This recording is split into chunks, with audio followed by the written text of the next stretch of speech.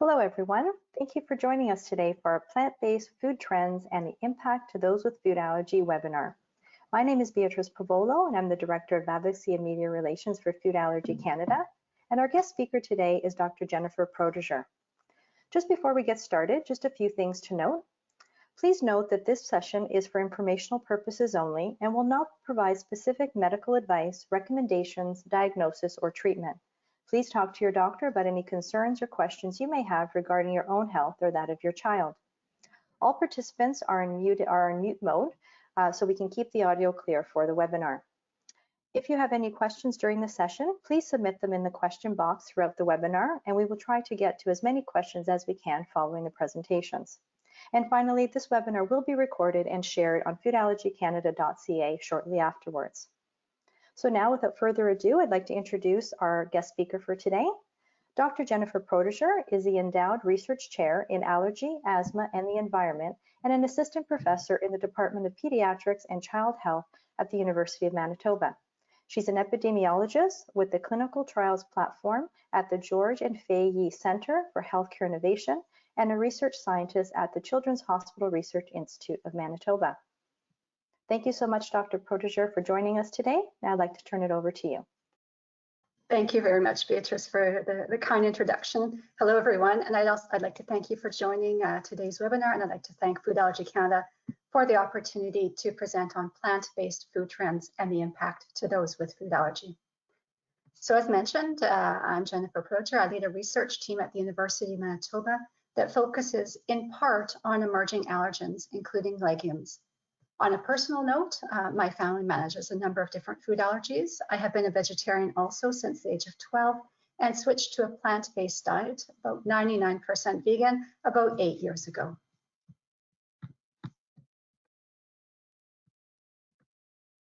I have no relevant relationships with commercial interests, and relationships with non-commercial interests include various institutional, provincial, and federal research funding agencies. I also sit on the steering committee for Canada's National Food Allergy Action Plan, and I'm the section head for allied health at the Canadian Society of Allergy and Clinical Immunology.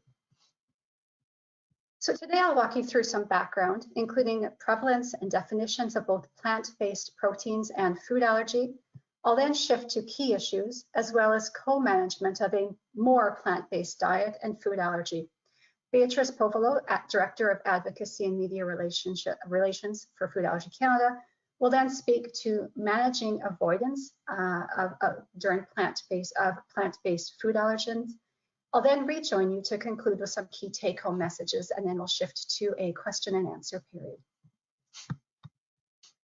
So that we're on the same page, let's start with definitions of plant-based diets and food allergy.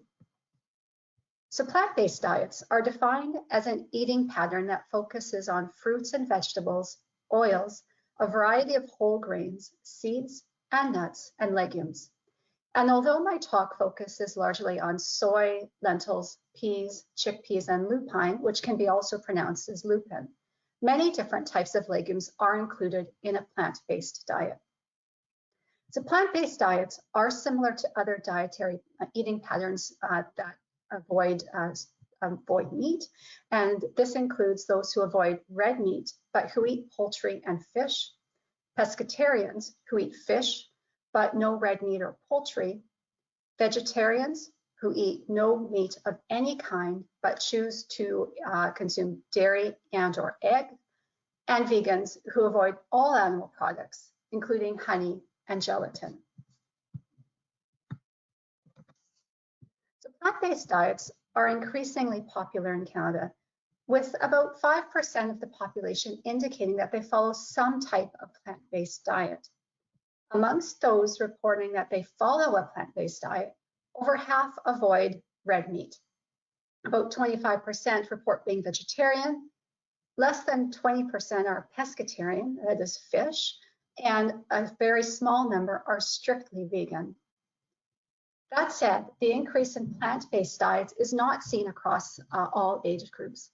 Those who identify as South Asian or who have a higher level of education are significantly more likely to follow these eating patterns compared to other groups.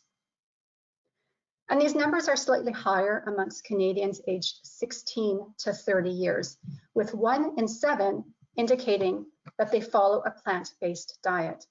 Motivations for choosing this dietary pattern vary widely, but the majority note trying to eat more fruit, vegetable, and protein, and less processed foods and sugars. But to this point, I've largely talked about what is eliminated from a plant-based diet.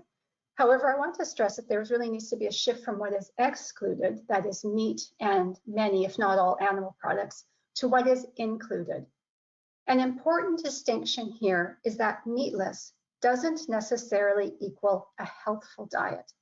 One could ostensibly eat exclusively white pasta and vegan margarine and be vegan. But this cannot be considered to be the same as a plant-based diet, which is typically vegan, but is plentiful in fruits and vegetables, oils, grains and seeds, legumes and nuts, minus those foods to which a person is allergic. That said, a meatless and non-dairy diet can be entirely appropriate for anyone, but requires considerable attention and education, particularly for children. I'd also strongly encourage anyone to considering this dietary pattern, especially if also managing food allergy, to speak with a specialist with expertise in both of these restricted diets. Let's now turn to food allergy. Food allergy is defined as an overreaction of the immune system to certain foods. Food allergy affects between 5 to 9% of children. About 2.5% of children have multiple food allergies, and 3 have had a severe reaction. And as this audience may surmise, the prevalence of food allergy has increased in recent decades. Unlike food allergy, which involves an overreaction of the immune system, food intolerances refer to difficulties digesting a particular food. Approximately twice as many people live with food intolerance compared to food allergy. But unlike food allergy, in which even a small amount may potentially trigger a severe reaction, folks with food intolerance can generally eat a small amount of the trigger food without any difficulty. However, like food allergy, the prevalence of food intolerances have increased in recent decades. So let's now shift to discuss how plant-based diets impact those with food allergy. There are many micronutrient concerns, most notably calcium, vitamins D and B12, and iron in relation to a plant-based diet. However, these are really a lecture unto themselves, and thus, for the purposes of today's webinar, I focused my nutrition-related comments on what is arguably the most common concern when a person adopts a plant-based diet, that is, protein. Recall that we see the highest prevalence of plant-based diets amongst young adults. Thus, it is not surprising that much of the literature in this area has also been done in this age group. However, infants and children have higher energy and nutrient demands than adults, whereas it is arguably more challenging for children to achieve an adequate plant-based protein intake than those following a typical Western diet. It is not impossible. Careful consideration is required given that the amount of food needed to meet the appropriate or recommended levels of nutrient intakes and energy is higher. In a German study published in 2019, Wieder and colleagues found that children aged 1 to 3 years who follow a vegan diet were consuming enough energy, that is, calories. However, compared to children who ate an omnivorous diet, that is, they ate plants and meat, vegan children ate significantly more carbohydrates and twice as much fiber, but significantly less protein. Vegetarian children fell into the mid-range between vegan and omnivorous children. And I should note that the definitions used by Vida and colleagues for these particular eating patterns align with those that I presented at the start of the webinar. Elsewhere, other studies found similar findings with nutrient intakes in keeping with reference values albeit sometimes at the lower end or occasionally below reference values. That said, it's important to reiterate that there are only a small number of studies in this area. And of these studies, there are some important limitations, including those that look at snapshots in time rather than a long-term view, and low numbers of participants. Another nutrition-related concern amongst vegetarian and vegan children is growth. In the previous slide, when discussing protein, I mentioned a German study from 2019. Despite significantly lower intakes amongst vegan children compared to omnivorous children, growth between the two different groups was, on average, within normal ranges. But the same authors noted that more vegan and more vegetarian children than omnivorous children were short for age or underweight for age. And this reinforces the need for careful planning. With consideration to food allergy, affected children also tend to be shorter and lighter, especially those who have multiple food allergies compared to those without food allergy. But again, this is at a population level. And this may be in part due to dietary restrictions. At the same time, no differences in body mass index or BMI, a calculation of weight to height, do not differ between these groups. Amongst those following a vegan diet, while also managing food allergy, monitoring of bone mineral density is also important. This may be less of a concern for those following a vegetarian diet and because they consume cow's milk due to increased calcium intakes. Finally, on this note, I want to mention a British study. This was published in 2004, and that study provided evidence that overweight and obesity can occur in children with food allergy. Amongst children with both a vegan diet and who have food allergy, the risk is likely to be low if they follow a well-planned, nutrient-rich diet. But at the same time, this risk cannot be entirely dismissed. So given the noted lower protein intakes amongst children following a vegan diet, let's now turn to an examination of plant-based protein sources. So broadly speaking, these largely include soy, lentils, beans, and peas of different varieties. Soy, in the form of tofu, is an adaptable ingredient to a variety of recipes and is low in fiber. In contrast, soybeans, as well as lentils, beans, and peas, in a less processed form, are high in fiber and thus are more filling and should be consumed with water or a non-caloric beverage to prevent constipation.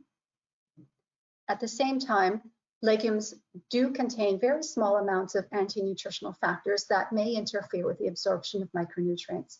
An example of this is phytates that can decrease the absorption of calcium, iron, and other macronutrients. But notably, there's an increasingly diverse availability of vegetarian and vegan products, including pre-prepared foods on the market. But as will be discussed in some minutes when Beatrice speaks about food labeling, those following a vegetarian or a vegan diet and who also manage food allergy must take care when deciding if these foods and food products are appropriate for them. So taken collectively, maintaining a well-planned and carefully monitored vegan or vegetarian diet is possible. This is reflected by the endorsement of such dietary patterns by National Food Administration, nutrition expert groups, and nutrition professional societies, including Dietitians of Canada and the Canadian Pediatrics Society. So with the increased popularity of plant-based diets, there has been an increased interest in legume allergy.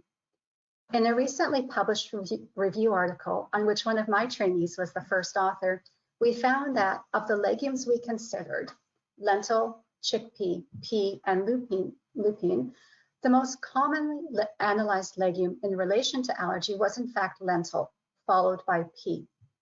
But of these 4 legumes, allergies to lupine were the most commonly reported across Europe, as high as 6.5% amongst children with severe food-induced anaphylaxis, and nearly 17% amongst children who also had peanut allergy, pardon me.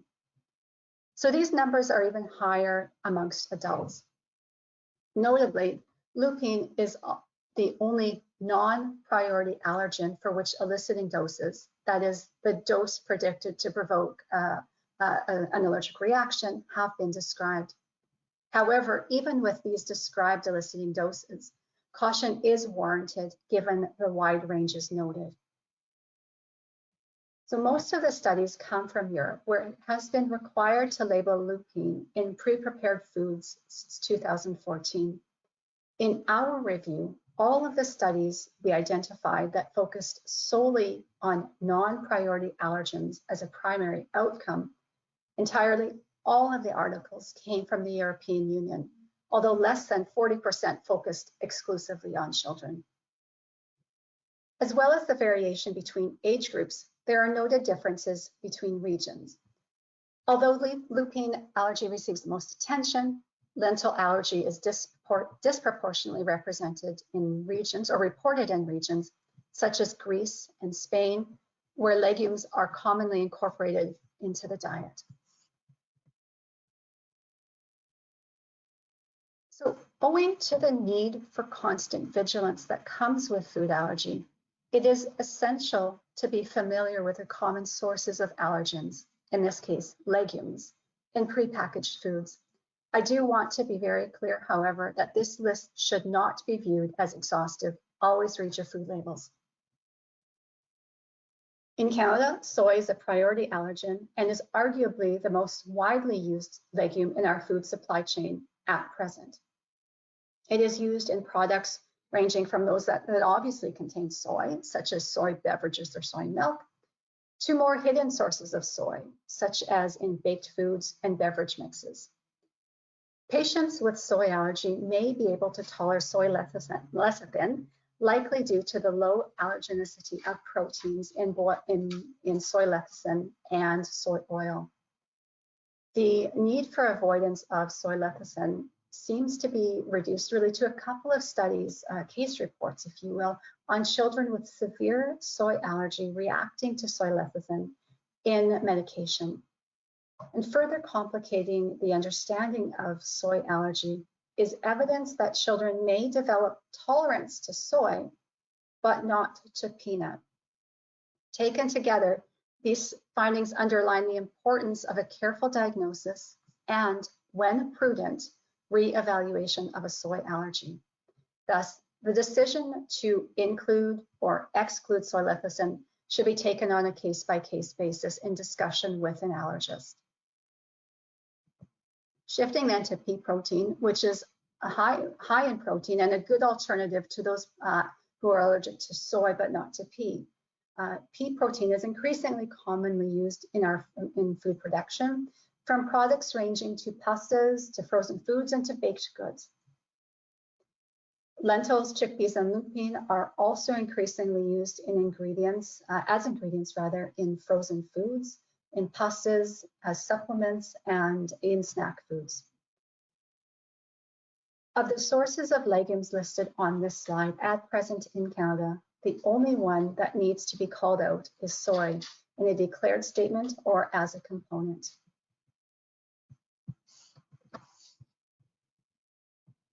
And as legumes are increasingly available in our food supply, including pre-prepared foods, consumers need to be aware of the potential for cross-contamination.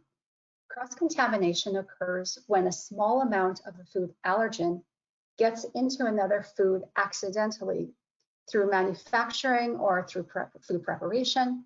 It can also occur through contact with utensils, on surfaces, or with objects, as well as it can be passed through saliva.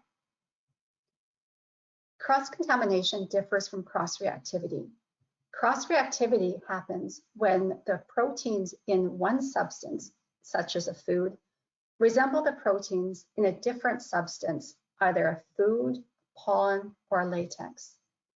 So cross-reactivity makes allergy testing and thus diagnosis quite challenging, as a person may have a positive skin prick test or a positive blood test to a particular food when, in fact, they may be allergic to a substance that cross-reacts to that food.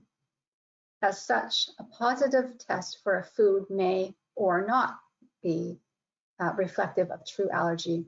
Your allergist has the skills and the tools to interpret these tests in combination with other tests and a careful clinical history. A common example of cross-reactivity is between birch pollen and raw apples, peaches, or other pitted fruits, as well as carrots and peanuts. However, as cooking alters the protein structure of these foods, they may be able to be tolerated in cooked form. But again, if a person tests positive to birch allergen, but also has a positive test to one of these foods, these discussions must be taken with an allergist. There's also the potential for cross-reactivity between legumes, including those discussed to this point in the webinar, as well as to peanut. And this table summarizes the legumes between which cross-reactivity has been identified. That's not to say it doesn't exist in other places. This is what the literature is supporting to date. Here, I want to stress that the potential, this is the potential for cross-reactivity only. It should not be interpreted as allergy to one type of legume if a person has a known allergy to another type of legume. For example, evidence shows that the potential for cross-reactivity whereby a protein found in peanut is similar to lupine. This doesn't mean that someone who's allergic to peanut will automatically be allergic to lupine. It just indicates a risk factor. Again, consult your allergist with any concerns. Unless people experience objective symptoms to a particular food, even if that food cross-reacts to another plant-based or any food, they should continue to eat that food ad libitum, that is, freely. That is, awareness is important, particularly for a newly diagnosed patient, but that preemptive exclusion is not generally recommended. A physician's advice for an individual patient would supersede this general advice. So given that many foods in a plant-based diet are not priority allergens in Canada, let's next discuss how one can move forward with incorporating a more plant-based approach while trying to manage food allergy to specific plant proteins. In the following minutes, I want to share with you some recommendations that a colleague and I published earlier this year in an article titled Veganism and Pediatric Food Allergy, Two Increasingly Prevalent Dietary Issues that are challenging when co-occurring. As I've touched on a few times already, for people following a vegetarian or vegan diet and who are also managing food allergy, engaging with a healthcare provider with expertise in both diets is essential. These interactions should include both professional dietary monitoring as well as consideration to any need for supplements. I'd stress that this is important for all age groups, but particularly for children due to their unique dietary needs related to growth and development. Likewise, attention needs to be given to protein, both in terms of quality and amount, including the need to identify an appropriate balance between high versus low protein foods.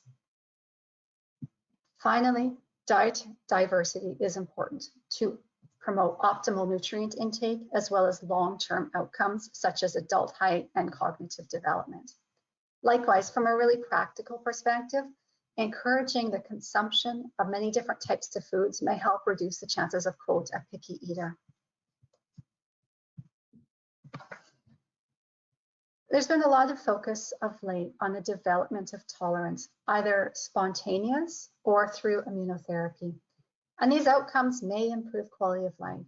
At the same time, cautious reintroduction is important, particularly in the initial period after, quote, outgrowing an allergy.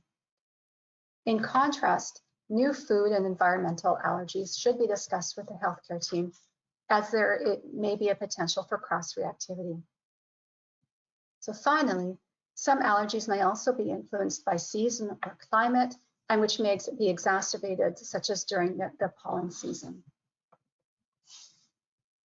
So often, those living with, or in the case of children caring for someone living with food allergy, these individuals take on advocacy roles. This may include involvement with a patient organization or a support group. Likewise, it is important to have really candid discussions with your healthcare team to identify personalized or individualized approaches to management. I'm now going to pass the virtual floor over to Beatrice Povolo, who will speak about plant-based food allergies and the important points for awareness to avoid these allergens. Thank you so much, Dr. Protudjer. That was an excellent overview and raised so many important points and issues that need to be considered for managing food allergy and plant-based diets. I'm going to spend a few minutes now talking about the importance of understanding how to access ingredient information and some of the challenges faced by those with food allergies to non-priority allergens. Next slide, please. For anyone with a food allergy, having accurate, complete, and up-to-date information on ingredients used in all foods they purchase is absolutely essential. This applies to both prepackaged foods sold in the grocery store, such as a box of cookies or a can of soup, as well as food items prepared in food service operations in restaurants. As you can see here, some plant-based foods are considered priority allergens, including those listed on the screen, while others are not. Priority allergens are designated by Health Canada as being those foods that are responsible for up to 90% of allergic reactions. As such, they have special and specific labeling requirements that, when used in prepackaged food products, which may differ from what's required for non-priority allergens such as chickpea, lupin, lentil, and lupin or other legumes. Next slide, please. So when reading an ingredient list, it's important to understand that all ingredients used in prepackaged products must be included on the label if they are used as a main ingredient. This includes both priority and non-priority allergens. In order to make it easier for consumers to identify common allergens, Health Canada updated its allergen labeling regulations in 2011 to require that all priority allergens be listed in plain, simple language. These changes were something that Food Allergy Canada advocated for over 10 years that has now made it safer for consumers when trying to find a suitable product for them or those they care for living with food allergy. So here's what you can expect to see on a food label today. Manufacturers can choose from one of two ways to highlight priority allergens on their products. First, on the left-hand side of the screen, you'll see a label that includes priority allergens listed in brackets beside the ingredient. So for example, wheat is indicated in the brackets beside flour, and egg is indicated in the brackets beside liquid albumin, which is a form of egg protein. Manufacturers can also use what's known as a contain statement on their products to highlight priority allergens. So for example, on the right-hand side, you will see that there is a contain statement for wheat, egg, and milk, all the priority allergens listed in the ingredients. You will also notice that in each of those examples, there's also a may contain statement that can be used by manufacturers to indicate a potential risk for consumers with priority allergens. The use of this statement is voluntary. However, when the statement appears for your allergen on a product, it's recommended that you heed that warning and not consume that product. These specific labeling regulations apply to priority allergens only. All other ingredients, including plant-based ingredients such as peas, lentils, chickpea, or lupin, are not required to be highlighted in the same way on the food label, which can make it challenging for those allergic to these types of foods. Next slide, please. As Dr. Protudjer mentioned earlier in the presentation, we are starting to see an increase in the use of plant-based proteins in more and more products, including in a wide variety of products that we may not expect to find them, such as in hamburger buns, yogurt, pancake mix, or frozen pizza, just to name a few. Although these proteins may be listed on the label of these specific products, you wouldn't necessarily expect for them to be there. And in other cases, they may not be listed on the label if they're used as component ingredients in a product, which have different labeling requirements for priority allergens. We'll get into that a little bit more detail on the next slide. But in both of these situations, plant-based proteins can be seen as hidden ingredients that require extra vigilance and attention from consumers so they know what they're looking for when they're out shopping for prepackaged products. Next slide, please. So one of the ongoing challenges faced by those managing non-priority plant-based allergens is the current gap in food labeling requirements for declaring common component ingredients. So when we talk about components, they're defined as being a part of an ingredient or an ingredient within another ingredient. Any prepackaged products using priority allergens as a component ingredient must include them on the label. However, this is not necessarily the case for non-priority allergens. So to illustrate this point, I've included a sample ingredient label for a frozen pizza. As you can see, all the priority allergens used in this product are listed on the label. Wheat, milk, and egg are all listed as component ingredients of the pizza crust, and mustard is called out as a component ingredient in the pepperoni. However, if there were any non-priority plant-based protein, such as pea protein, used in one of the main ingredients of this product, it may not be listed in the ingredient list because currently it's not required to disclose these component parts unless they are priority allergens. So again, for example, if the pepperoni has pea protein as an ingredient, then the pepperoni product sold on its own, sold and packaged on its own, would have an ingredient list and would include pea protein as an ingredient. However, since that pepperoni is now being used as an ingredient in this frozen pizza and not on its own, then the pepperoni would be included by name in the list of ingredients, as you see here. However, it is not required to provide all the sub-ingredients within that product unless it is one of the priority allergens. So in this situation, pea protein is not required to be called out on the label. However, mustard is because it is a priority allergen. So we recognize that this is a gap in current food labeling regulations and is an important issue for many Canadians allergic to non-priority allergens. As such, Food Allergy Canada is currently addressing this issue with Health Canada and looking to work with them to move towards greater ingredient disclosure to help ensure Canadians can make safe food choices. Next slide, please. So what does this mean for people trying to find suitable options? Well, reading the label becomes an even more important habit than ever for everyone with a food allergy to do. As Dr. Protudjer mentioned before, label reading is a must for anyone with a food allergy. Here are some great examples that show how priority and non-priority allergens are displayed on the label and why it is so important to read it every single time you purchase a product. In these examples, you'll see that wheat, soy, and milk are called out in a contain statement in these examples, and sesame, egg, and peanut are called out as may contains in these statements, making it very easy to identify any priority allergens used in these products. However, the same treatment is not given to the plant-based proteins. Pea, potato, fava bean, and lupin are included in the ingredient list, but are not called out in the same way on the label. So just reinforcing the fact that reading the label carefully each and every time is so important.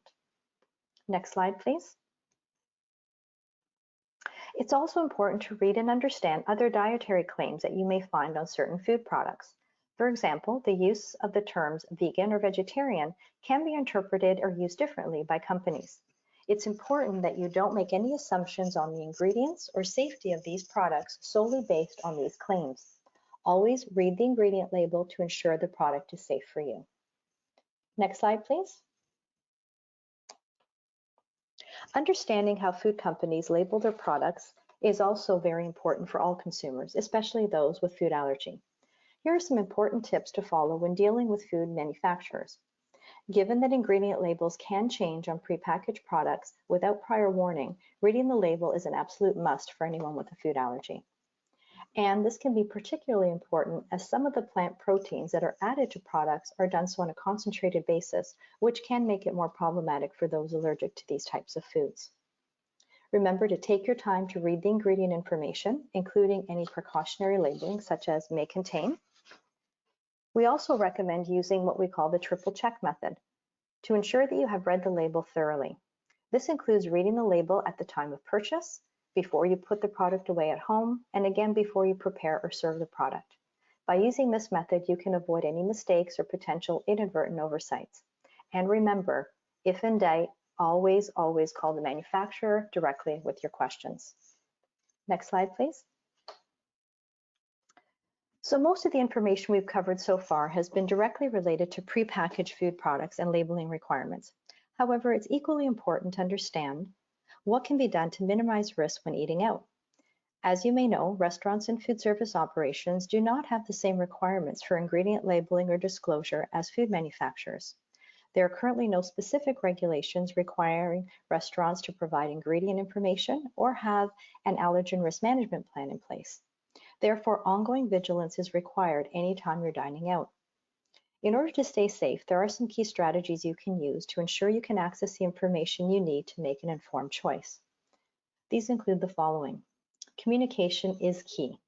Clearly communicating your allergy, which involves disclosing your food allergy to the restaurant or food service staff before you order, and speaking to the manager or supervisor to understand how they manage food allergy requests, especially when dining in person. This will help to determine your level of comfort and how seriously they take food allergy and what steps they have in place to accommodate your order. Be sure to identify any potential for hidden ingredients. In the case of plant-based proteins, ask about all the ingredients that are being used in the menu items that you're considering ordering and about any substitutions they may be using.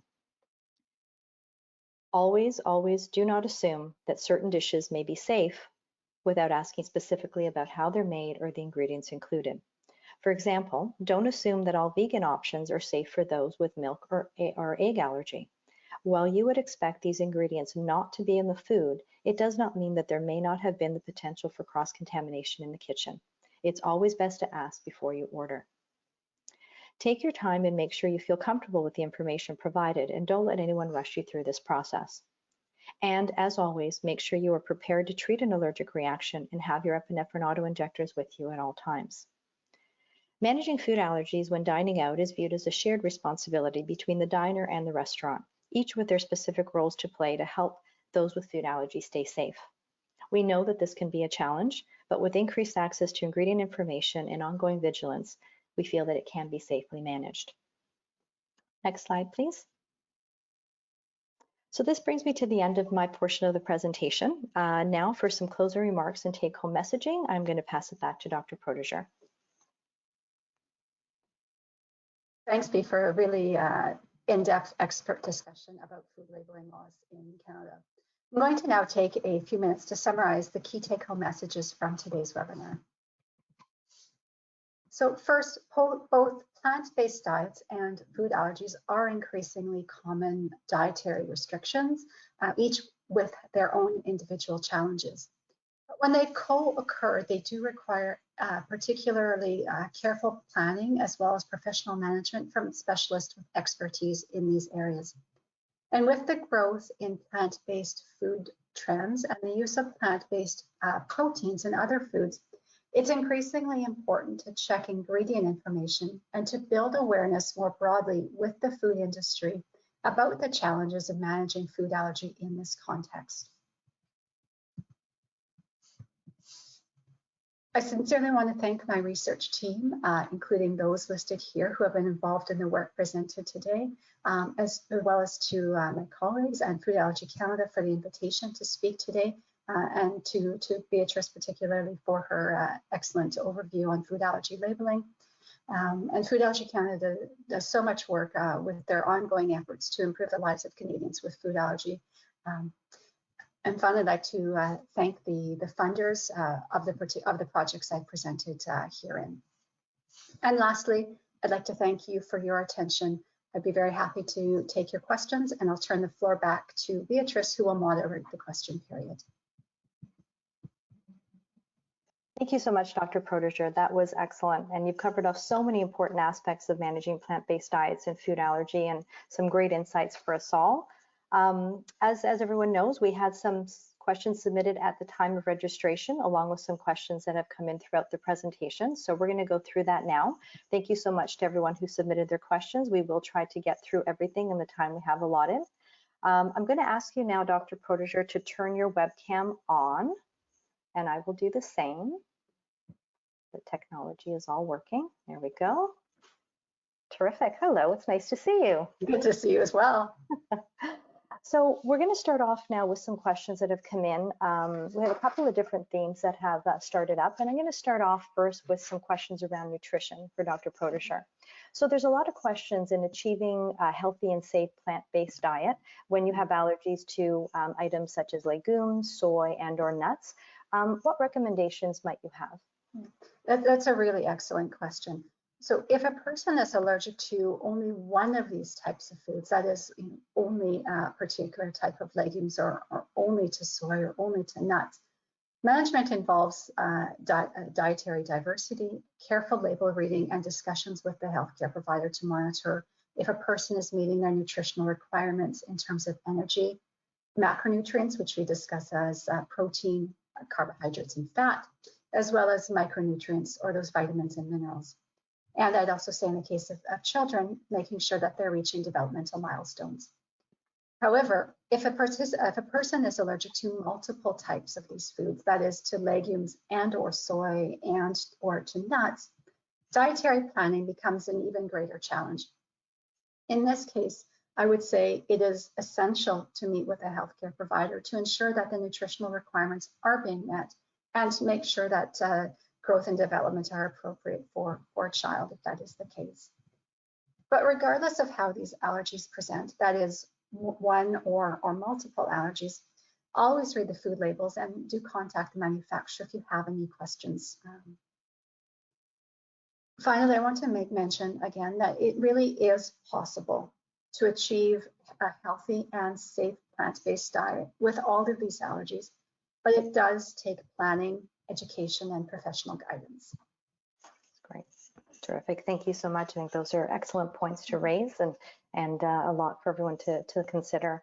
The next question is actually around pea protein, which as we talked about, there's so much more in the market today than there has been in the past, and it seems to be a growing trend. So really the question is about the relationship between pea protein and peanut allergy. And specifically, if someone does have a peanut allergy, should they be avoiding consuming any type of pea protein? Yeah, good question. I mean, no doubt there's much more pea protein in prepackaged foods, particularly than we've seen previously. So I mentioned that cross-reactivity, or those similar protein structures between pea and peanut, are well described. In the review article that my group published earlier this year, we included a study that found that amongst peanut people sensitized, not necessarily allergic, but sensitized to peanuts, just over half, about 55%, were also sensitized to peas. So here I want to stress that allergen sensitization does not necessarily imply clinical reactivity or allergy. However, consideration of cross-reactivity is important as there is the potential for concurrent allergies. This may be of particular interest for somebody who's recently diagnosed. For folks with a known peanut allergy, but who do consume peas without any problem, they should generally continue to do so unless otherwise indicated by their allergist. Great, thank you. And I think with some of the cross-reactivity that you mentioned earlier, I think that is a lot for parents to understand and kind of process. Is there any specific timing, for example, in terms of understanding some of that potential cross-reactivity, or would they know like pretty early on?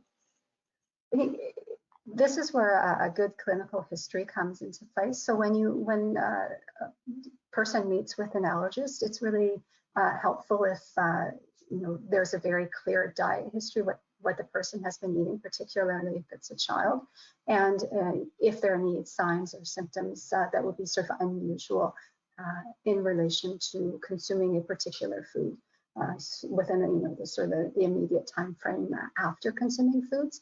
So the more detail that you can provide when discussing these concerns with an allergist, the more helpful the discussion will be and the more informed it will be. Great, thank you, that's great. The next question is around, it comes from one of our grandparents in the audience, so it's always wonderful to have extended family joining us as well, so thank you so much. And the question is around They are vegetarians themselves, and they enjoy products such as Beyond Burgers. They have a grandson who's allergic to peas, and they want to make sure that, how can they keep him safe?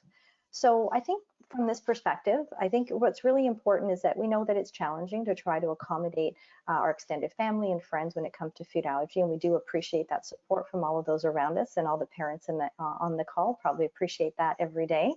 But we also recognize that for many families that have more than one allergen that they are managing, it might not be practical for them to remove all of them from their kitchen or from extended family's kitchen. So they need to learn to work within that environment and put some safety measures in place to avoid any inadvertent contact. So other than not eating the burgers or any type of pea protein or pea products in the presence of your grandson, there are other safety measures you can take in your home to try to reduce the risk. First and foremost, as we've talked about throughout the webinar, reading food labels is essential. For anyone with a food allergy, you need to know what's in your food, every product that's being prepared or served. So ensuring that any products that are being prepared for him do not have any pea listed as an ingredient or pea protein.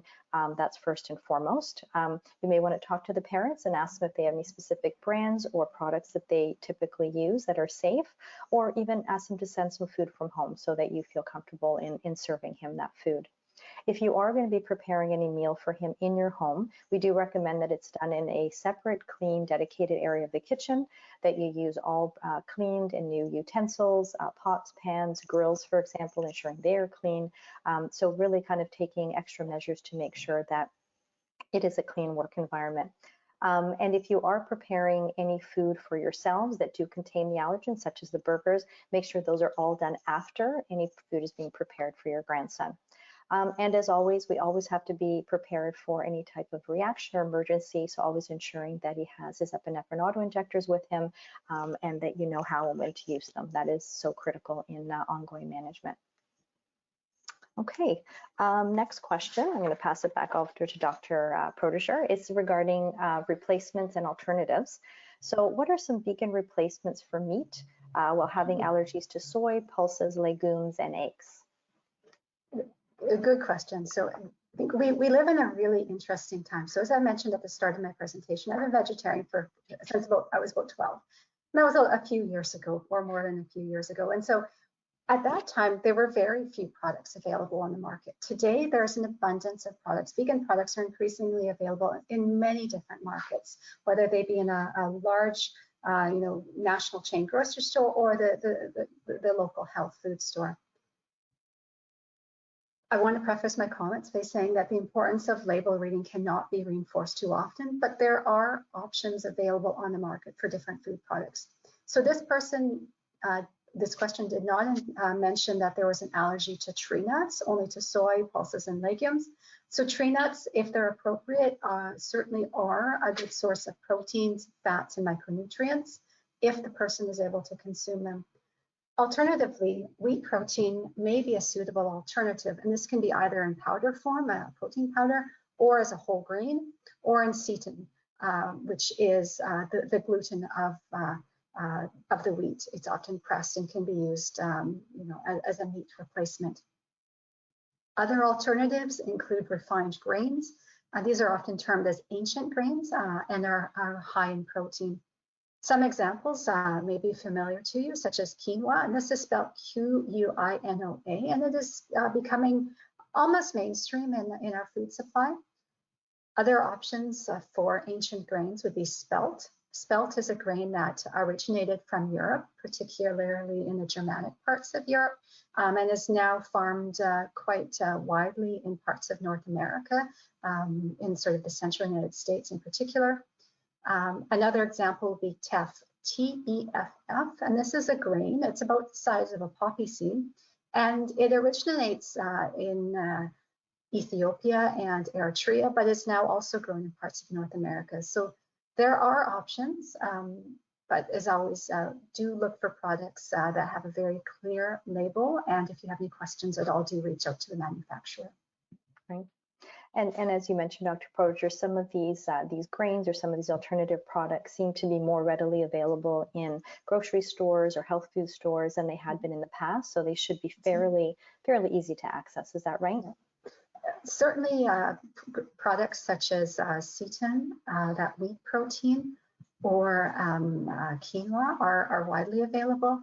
The other two, spelt and teff, are increasingly available, but they might be a little bit more difficult to find than quinoa or our seitan. Great, thank you. That's great to know. Next question is also regarding some labeling and alternative names and so forth for plant-based proteins, and asking if there is any specific source for different terms, et cetera, that can be used in order to avoid them. So thankfully, when we look at the food labeling regulations that are provided by Health Canada, they do specify that all ingredients that are listed on products need to be listed in their common names. Now, this is both for priority and non-priority allergens. So that means that a lot of the legumes and the plant-based proteins we just spoke of do need to be listed in their common name. The way the requirements are listed is that it needs to have the plant name plus then the protein product. So hopefully there should be fairly good consistency in terms of being able to identify those on a label. As we've mentioned before, if there's any questions or anything that doesn't look familiar or is concerning, please definitely call the manufacturer to ask some follow-up questions. Okay, we're going to move into a couple of other questions here on plant-based food options. Dr. Protudjer, can you talk about some of the oils and flours? This person is talking about being allergic to coconut, tree nuts, and sesame, and it seems impossible to eat plant-based foods. Is that true, or what recommendations might you have? It's trickier, but it's not necessarily impossible. It does take a very careful eye when reading food labels and some planning. But let me clarify just to start. Coconut is not a tree nut, but it's actually a stone fruit. But when we talk about coconut, it's often grouped with tree nuts, and I think this may create some confusion quite broadly. But unlike tree nut allergy to coconut is much less common, and unfortunately, it's also not widely described in the medical literature, particularly as a food allergy. It has been described in association with atopic dermatitis or eczema, if you will. In a case series from Australia published just a couple of weeks ago, this was a report of 9 people who had coconut-induced anaphylaxis. And then what the scientists found was that 2 people were believed to have been sensitized through the use of skin products containing coconut oil. That said, I'm not aware of any scientific literature on coconut oil or coconut flour as food allergens per se. However, this is likely to be a source of future discussion given the increasing amounts of coconut in our food supply. In terms of nuts, I would advise avoiding nut flours. The processing in oils often reduces the allergenicity of the protein, but there is some literature that suggests that there is variability in the amount of protein that remains in the oils. And finally, in terms of sesame, as Beatrice noted, is a priority allergen in Canada, and which is really starting to receive a great deal of attention both here and in the United States. But unlike Canada, United States does not require at present that sesame is called out as an allergen. So generally speaking, people allergic to sesame would typically react to the protein at a time in the seeds. And this includes when the seeds are ground into flour, but less likely to react to oil. And it's been noted by the American Academy of Allergy, Asthma, and Clinical Epidemiology that in terms of cold-pressed oils often contain some amounts of protein in the oils that are not seen amongst those oils that have been heat processed. So again, caution is really warranted for sesame. In terms of nuts, avoid the nut flours and be really cautious about nut oils. Discuss any concerns at all with your allergist. And for coconut, there's not much in the literature, but certainly there's a need always to be vigilant, to read those food labels and to contact the manufacturer with questions and reach out to your healthcare team. Okay. That's great. And actually, on that note, we just heard yesterday that the U.S. had applied for sesame to be a top allergen. It looks like that should be going through shortly for them. So it'll be exciting to see. Yeah. It is exciting to see. Yeah. So stay tuned in the next little while. Absolutely.